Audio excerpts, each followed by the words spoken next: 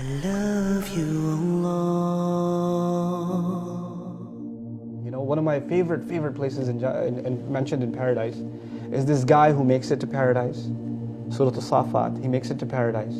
And he notices his friends sitting there and they're all just, hey man, you made it too. And they're kind of congratulating each other. So you'll be having those talks? Yeah, you're like, oh my God, you're from there. And we're just getting to know each other all over again. I remember you. And then he wonders, what happened to my best friend? I don't see him here.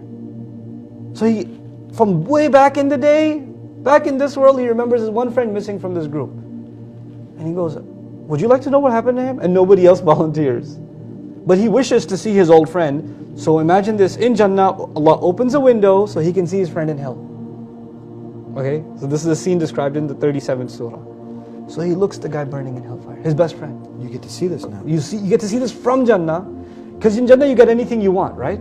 So he wanted to see his friend. Wish granted. You get a view into hellfire and you see your friend burning there. And he says, لَقَدْ كِدْتَ تُرْدِينَ. You almost made me fall off the cliff too, man. He looks at his friend, doesn't say, you okay, can I pull you out? He doesn't say that. He said, man, you almost took me to the party with you. That was the guy trying to take him to the nightclub. That's correct. He goes, you made me, almost got me.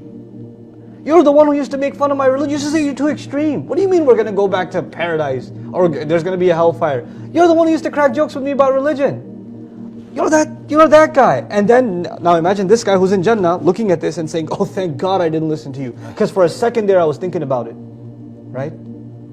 So now the window's closed. But this guy has just seen hellfire. Do you think he's shocked and horrified? He would be. Even though he's in Jannah, he just saw hellfire. So he comes back into Jannah and it's like he just got here for the first time. The words in the Quran are amazing.